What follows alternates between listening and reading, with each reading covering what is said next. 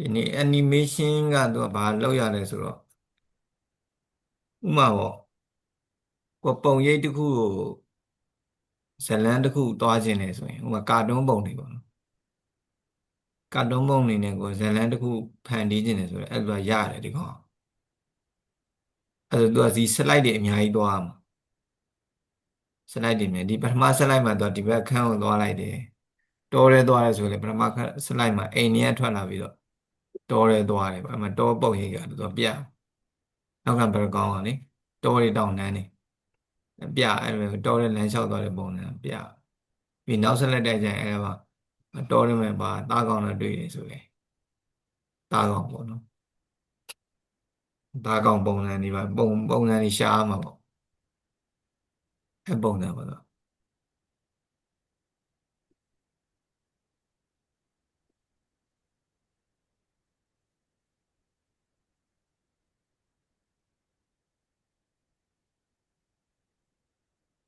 ဒီပုံဆိုရင်ဒါဖြတ်ထားတဲ့ပုံနော်ယူတာ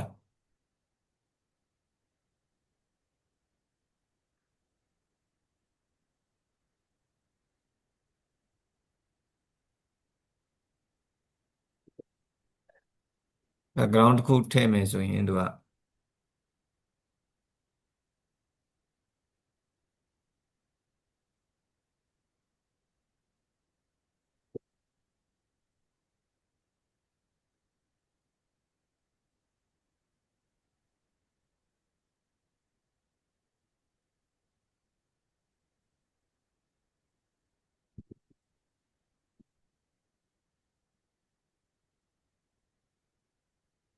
အဲဒါဆိုစင်တူဘတ်နော်စင်တူဘတ်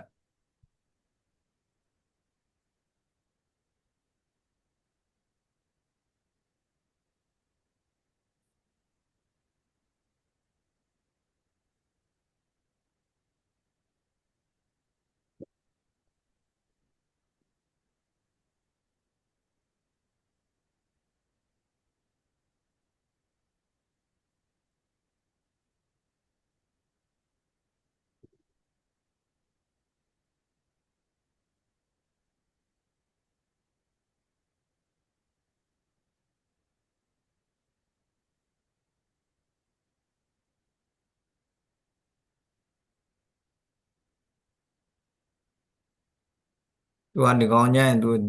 ဒီဇိုင်းလည်းရပါတော့နော်အဲဒီဇိုင်းကိုသူကဓာတ်ပုံလည်းရတယ်သူကဒါပေမဲ့သူ့ရဲ့ shape animation ပုံစံနဲ့သူကရတယ်ပေါ့နော်။ဘာကွာကြော်ညာတစ်ခုရေးချင်တယ်ဆိုရင်ဒါဒီတိုင်းသွားလို့ရပြီပေါ့နော်။ဒီတိုင်းသွားလို့ရပြီကြော်ညာတစ်ခုကြိုင်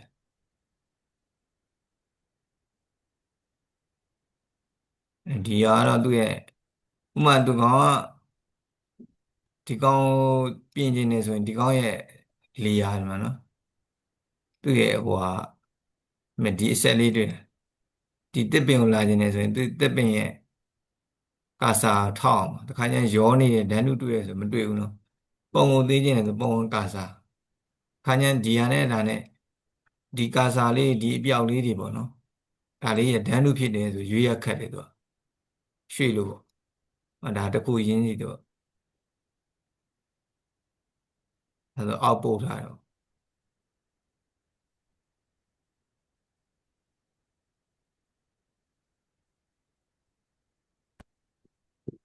အဲဆိုရင်သူကရှိတ်လုံးမယ်ဆိုရင်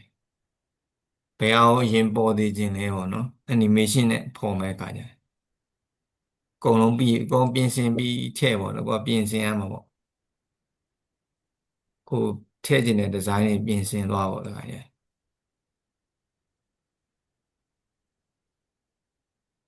อืม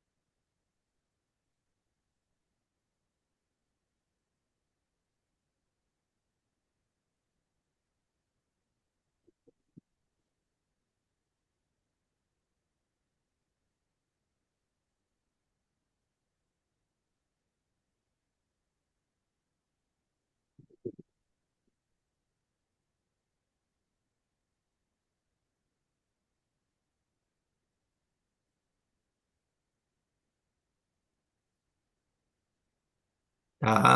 ထည့်လိုက်တာနော်အဲ့လိုနောက်လည်းသူကထည့်ခြင်းနေအများကြီးရှိသေးတယ်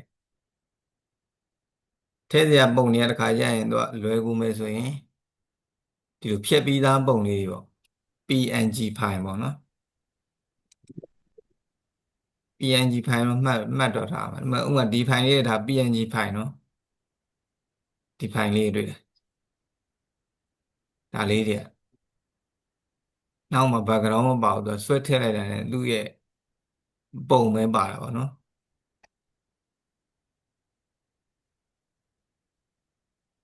PNG file ဒါလေးဆွဲထည့်လိုက်မယ်ဒီမှာ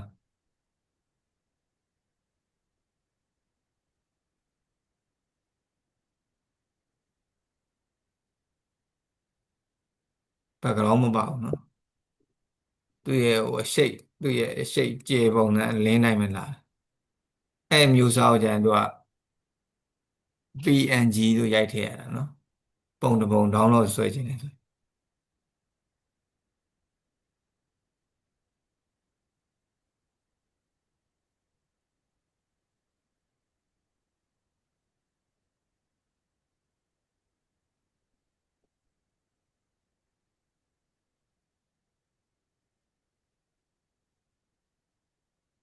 ကဲအဲ့ဒါဆိုရင် animation မှာကိုက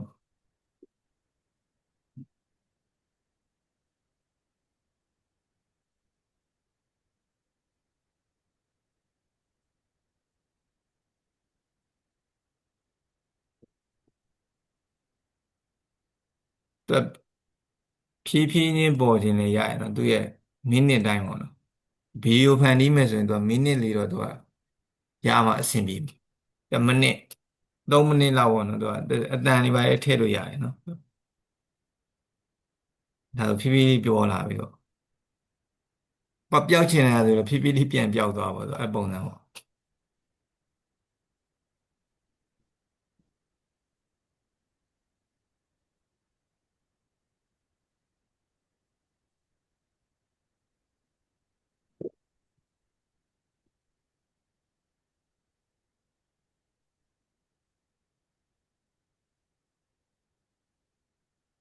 ဒါဆိုနောက်တစ်ခုထပ်ပုံမယ်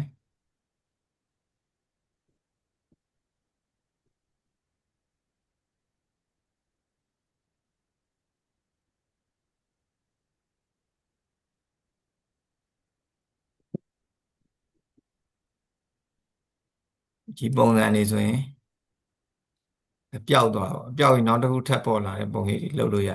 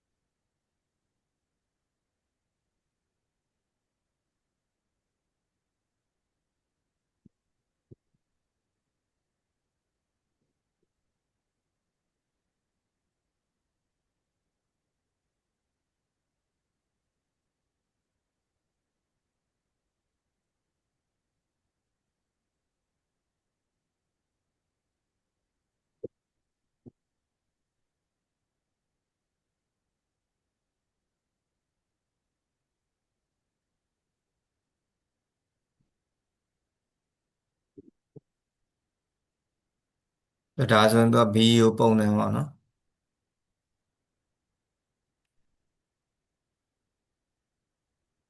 ဒါဗီဒီယိုဖိုင်ပြန်စီလည်းရတယ်သူကဒီလိုလေးပဲဒီလိုလေးပဲပေါ်လာမှာ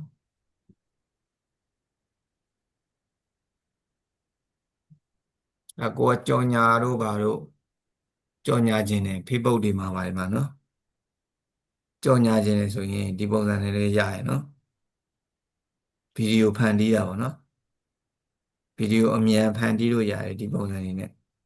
ကြော်ညာပုံဥပမာဥပဒေဆိုင်ပဲဖြစ်ပါတယ်ဒါဆိုသူ့ရဲ့ကာယကံရှင်ပုံထည့်လို့ရတယ်ပြီးရင်ဒီဘက်မှာသူစာရေးလို့ရတယ်လေစာရေးဒီထဲကနေပြီးတော့ဒီမှာ ဒါဆွဲလာပြီးရေးလို့ရတယ်ဟုတ်တယ်မလား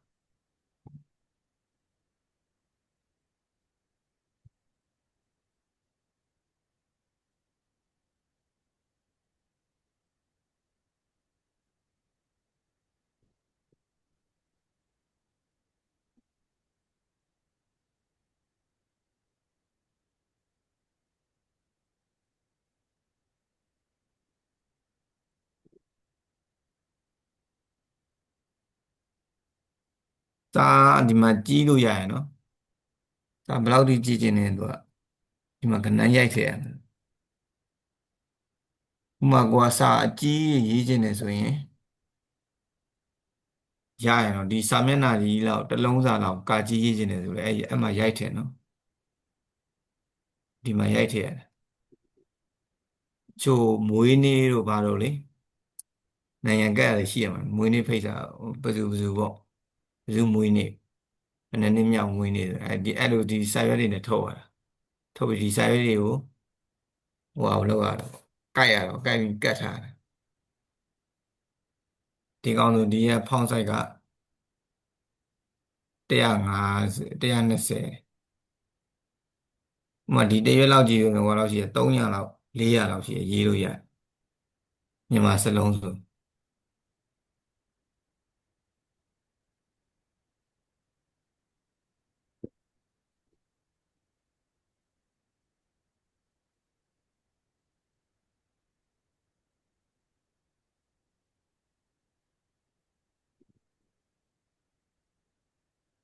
ဟုတ်တော့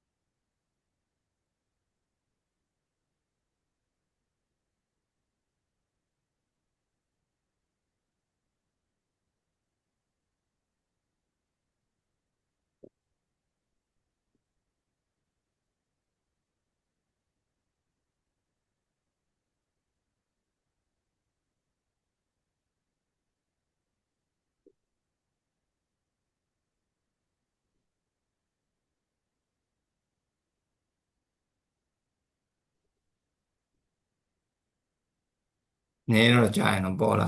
อืมအဲဆိုရင်တော့ဟိုကြော်ညာတယ်ဆိုတော့ဗီဒီယိုပုံစံဖြစ်သွားတာပေါ့ဒီစက္ကန့်ထားတာစက္ကန့်အေးပေါ့ကိုကမြန်ခြင်းသလောက်ပေါ့စက္ကန့်နဲ့ဒီကြော်ညာခြင်းနေဆိုရင်တော့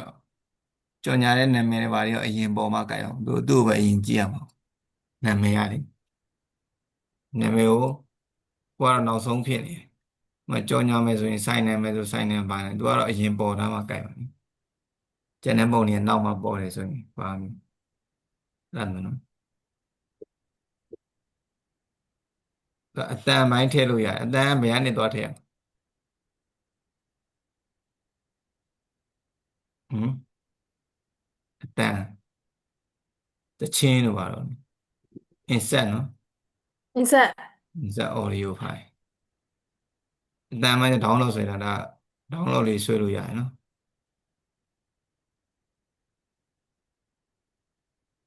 cancel ဒီမှာ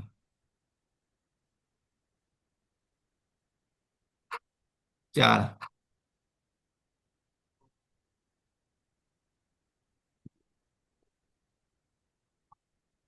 တိတ်မကြားရအောင်နည်းနည်းတူတူပဲကြားอืม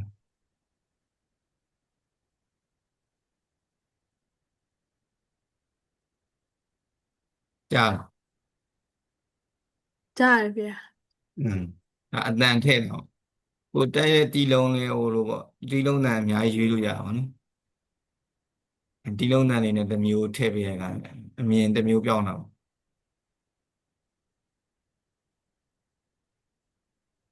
ဒါလေးကထည့်လိုက်ရင်သူအလယ်မှာကြာမှာနော်ဒါပေမဲ့ကိုရွှေ့ပေးလို့ရတယ်ညာတနည်းရွှေ့ပေးလိုက်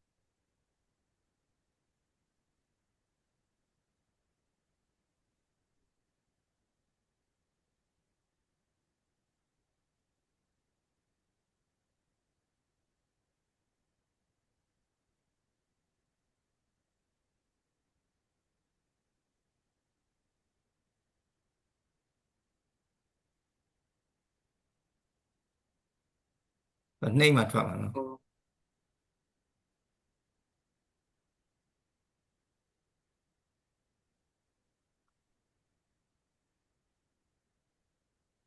အနီမေးရှင်းရကြရင်ကိုကနှိမ့်မှတာထွက်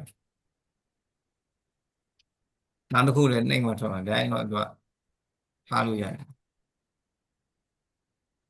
อืม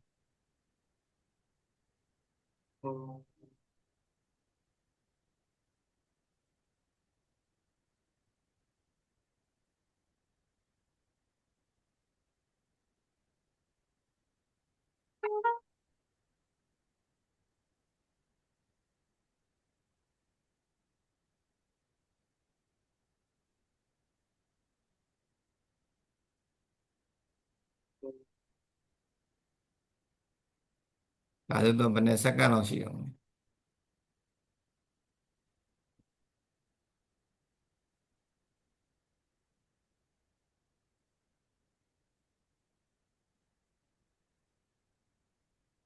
ဒီမှာလည်းစာရေးလို့ရတယ်နော်ဖုန်းနံပါတ်ဘာညာစသည်ပေါ့နော်ဒီအောက်ဒီပေါင်းနေမှာလေဒီပေါင်းနေမှာလည်းရေးလို့ရအောင်နော်လူတွေကဒီဘက်တူလို့ရတယ်ထင်သာမြင်သာရှိအောင်လည်းပေါ့ကြော်ညာတို့ပါတော့ဒီဇိုင်းဆွဲတဲ့ကောင်ကအဓိကအရာကိုထင်သာမြင်အောင်ထားရတာပေါ့ကျန်တဲ့ပုံရိပ်ကတော့ဟိုပါပေါ့လူကြည့်အောင်ထည့်ပေးရပေါ့ဟိုအကြည့်စီအကြည့်သူရဲ့ဆိုင်ရာပုံရိပ်ကိုတော့ရှားရတာပေါ့နော်ဘာကိုကြော်ညာကြရလဲအဲ့ဒါဘာပုံရိပ်ထည့်ရမလဲဘာပုံရိပ်ထားရမလဲ background စဉ်းစားရတာပေါ့နော်တင့်တော်တဲ့ background ထားအောင်ဒါပေမဲ့သူတို့ရဲ့ဆိုင်ပုံရိပ်ထားခြင်းလည်းဆိုဆိုင်ရာအဓိကပဲထည့်ရတာအဲ့တော့ဒီကောင်စေ့ထားမယ်ဓာတ်ပုံစေ့မယ်ဆိုလည်းဒီမှာဖိုင်နော်ဖိုင်ရနေပါနော်စေ့ရစေ့ရကနေပြီးတော့အဲ့မှာကိုတီနီယာရေးရောနော်အဲ့ဆိုရင်ဒီမှာ presentation 1နေမှာနာမည်ရေးလိုက်ရတယ်နော်ဒီအောက်မှာကျဘာနဲ့စေ့မလဲရောဒီကောင်နဲ့ရိုးရိုးစေ့မယ်ဆိုတော့ပါဝါပိုက်မယ်နော်ဒီတိုင်းပဲစေ့သွားကိုထက်ရွေပဲဒီမှာထွက်ရရမယ်ဓာတ်ပုံစေ့မလားဓာတ်ပုံဆိုရင်ဒီမှာ JPEG နော်ဓာတ်ပုံဖြစ်သွားမှာအဲ့လားလေးမစေ့လိုက်မယ်ဓာတ်ပုံ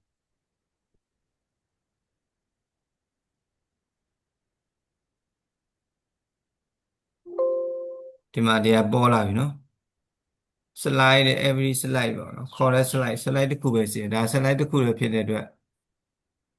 အကုန်လုံးနှိပ်လို့ရတယ်နော်ဒီမှာတစ်ခုလေးရှိတာဟုတ် slide ကဒါပေမဲ့ slide တွေ၄-၅ခုရှိတယ်၄-၅ခုမစေ့ရင်တစ်ခုပဲစေ့မယ်ဆိုရင်ဒီအောက်ကအလယ်ကတစ်ခုပဲနှိပ်ရအောင်နော်ခေါ်တဲ့ slide only ဆိုပြီး slide only ပေါ့နော် only တစ်ခုပဲဒီတစ်ခုပဲစေ့မှာပဲဒါပေမဲ့အကုန်လုံးစေ့မယ်ဆိုဒီမှာစေ့သွားပြီရနော်ဥပမာကိုဓာတ်ပုံတွေကိုသူများဓာတ်ပုံတွေကိုပြင်ဆင်ပေးတယ်ပေါ့နော်သူများဓာတ်ပုံတွေကိုထည့်ပြီးတော့ကိုပြင်ဆင်ပေးတယ်အမှတ်တရမွေးနေ့လုပ်ပေးတယ်မလုပ်ပေးတယ်ပေါ့နော်အလှပြင်အလှဓာတ်ပုံလုပ်ပေးတယ်ဒီဇိုင်းဖော်ပေးတယ်ဆိုရင်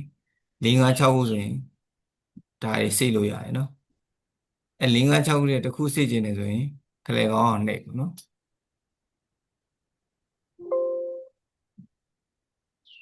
အဲတော့စိတ်သွားတယ်ဓာတ်ပုံတစ်ခုနောက်စိတ်ရဗီဒီယိုပိုင်းစိတ်မယ်ဒါလေးကိုဗီဒီယိုပိုင်းစိတ်ကျင်တယ်ပေါ့နော် မှဆိုရင်ဘယ်တော့ဒီမှာခုနဲ့တစ်ခုတော့မတူဘူးပေါ့နော်ဆက်တစ်မျိုးနဲ့တစ်မျိုးလေးမတူဘူးဒါပေမဲ့ဟိုကတော့ဗီဒီယိုတို့ဘာလို့ပါ Windows Media ဗီဒီယိုတဲ့အဲ့ဒါပါတယ်နော်အဲ့တော့ GIF file တွေပါတယ်လေစေလို့ရတယ်ကြည့်လား format PNG file ဦးစင်းပြောတဲ့ခုန file နဲ့စေလို့ရတယ်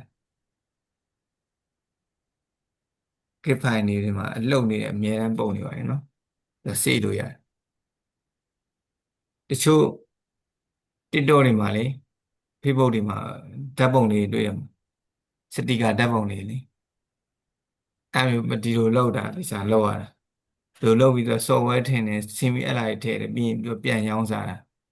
အဲ့ဒါတွေလူချင်းပတ်စံပြီးပတ်စံနဲ့ဝယ်ရတယ်တချို့ကတွေဝယ်ရတယ်မလားအလကားမရဘူးလေတချို့ရုပ်လေးတွေအဲ့ဒီလိုဖန်တီးကြတာတို့ရှိပြန်ဝယ်ရတာ software တွေမှာပတ်စံနဲ့ပြန်ဝယ်တုံးလို့ရတယ်တချို့ဓာတ်ပုံတွေရုပ်လေးဘုံရုပ်လေးဗာရုပ်လေးပေါ့နော်မြန်မာဆိုရင်ဗာနေကောင်းလားကျမ်းမာလားရုပ်တွေဖန်တီးတာတွေ့အောင်လားဖိုက်ဘာတွေမှာလေဖိုက်ဘာတွေမှာအယုတ်တွေရှိရတယ်ထမင်းစားပြီးပြီလားဘယ်သွားနေလဲအယုတ်လေးနဲ့ဖန်ကိဖိုင်လေးဖန်တီးတာလေဒီလိုဖန်တီးပြီးတော့သူက software ထဲမှာသူပြန်ရောင်းစားတာဟို Windows Media တဲ့ဒီမှာဗီဒီယိုပိုင်းစစ်မယ်နော်ဗီဒီယိုပိုင်းကဒီမှာတော့ Windows Media ဗီဒီယိုပေါ့စစ်လိုက်တော့နာမည်ထပ်ပေးမယ်ဆိုရင်03ပေါ့နော်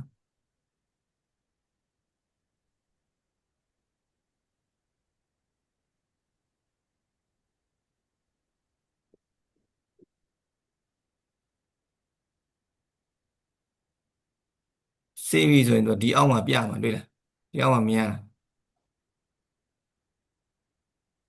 ဟမ်ဒီအောက်နားလေးမှာမြင်ရလားဒီအောက်ခြေလေးမှာလေ show video နားမှာတွေ့ဟမ်မြင်ရတယ်ဖေမြဒီင်ရတယ်အချောင်းလေးသွားတာနော်အနီလေးနားမှာဒါလေးကိုနှိပ်လိုက်ရင်အကောင်မစေ့တော့ပြတ်သွားမှာနော်ပြတ်သွားတော့ဒါလေးကိုသူကဗီဒီယိုဖြစ်တဲ့အတွက်သူစေ့ပေးနေပါကြာတယ်ပေါ့နော်ဗီဒီယိုပိုင်းစေ့ရတယ်ဓာတ်ပုံဖိုင်နဲ့မတူဘူးဒီမှာဒီလိုလေးသွားနည်းနည်းတော့စောင့်ရတယ်သူဒါလေးပြည့်မှအဲ့ဖိုင်ကဖွင့်လို့ရအောင်ဒီအဲ့ဖိုင်စေ့လိုက်တာဥစဉ်ဒီထဲမှာစေ့လိုက်တာ desktop ဘောကဖိုလာထဲမှာစေ့လိုက်တာနော်ဖိုလာတစ်ခုတော့ထွက်လာ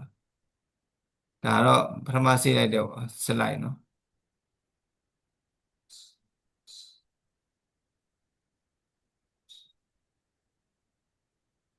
အဲ့စလိုက်ပြောရယ်ဒီမှာပေါ်နေ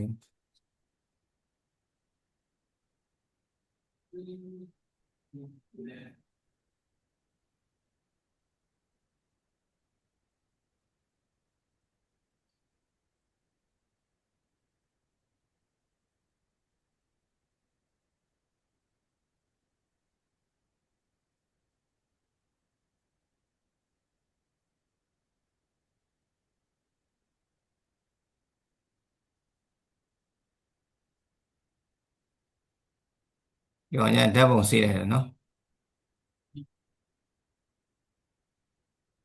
ခုနကဓာတ်ပုံစေ့လိုက်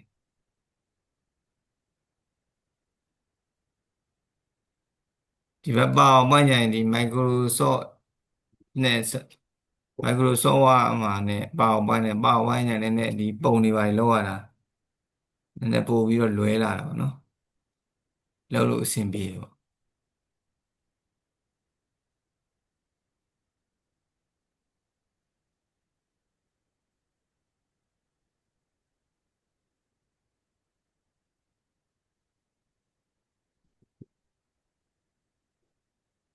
ခုနဓာတ်ပုံပဲပြမတွေ့အောင်နော်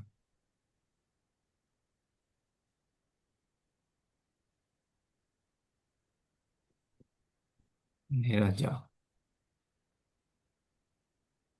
မှန်ဆိုရင်တော့ဒီတချင်းထည့်ခြင်းနေဆိုရင် insert ထဲကနေပြီးတော့ audio လာနှိပ်ရတာနော် audio နှိပ်ရတယ်အဲ့တချင်းလေးရဖို့ဘယ်မှာ download ဆိုရင် Google ကနေပြီးတော့Google ကနေပြီးတော့ sound ပေါ့နော် audio sound free download ဆိုရိုက်ထည့်လိုက်အဲ့ဒါတော့ download ဆွဲလို့ရတယ်အဲ့ဒီ free download ပေးတာလေအတူလေးပေါ့နော်အတန်အတူလေးတွေသူချပေးတယ်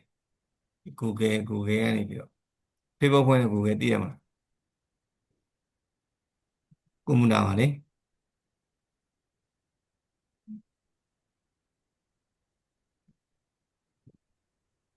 อืม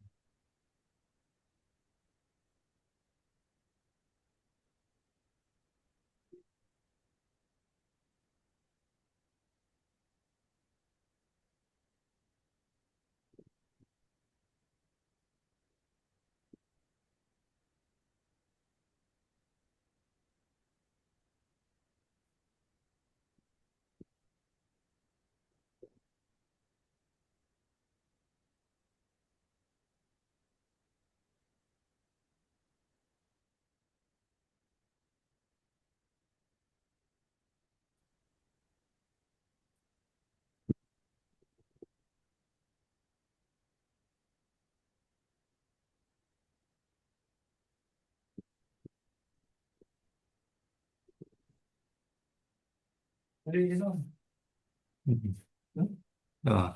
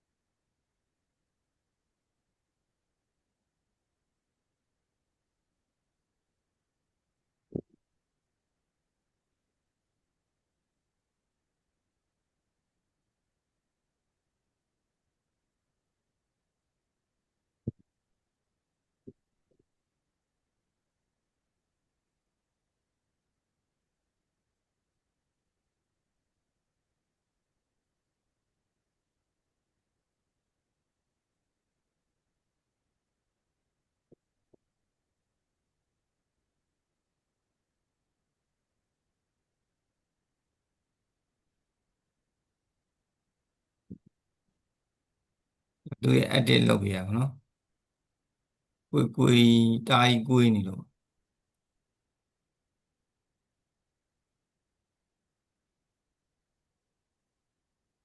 ဒီစံလေးရဖြစ်ရင်ねသူကဟိုပါပေါ့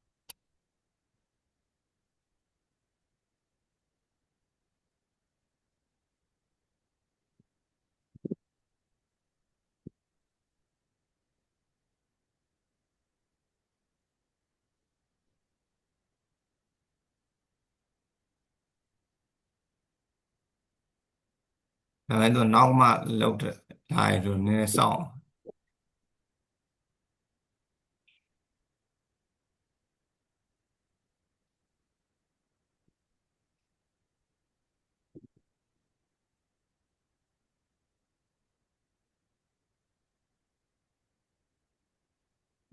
ဒါချိန်ပေးမထားဘူးနော်ချိန်ကညမ်းနေအောင်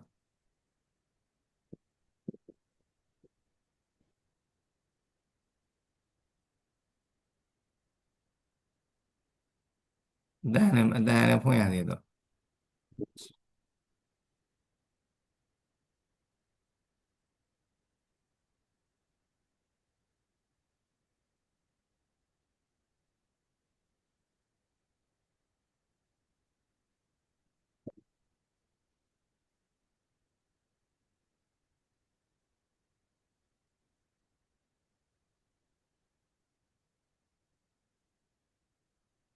ဒီကောင်ကသူဒီရဲ့ပုံရိပ်နောက်မှာလည်းရရင်နော်သူက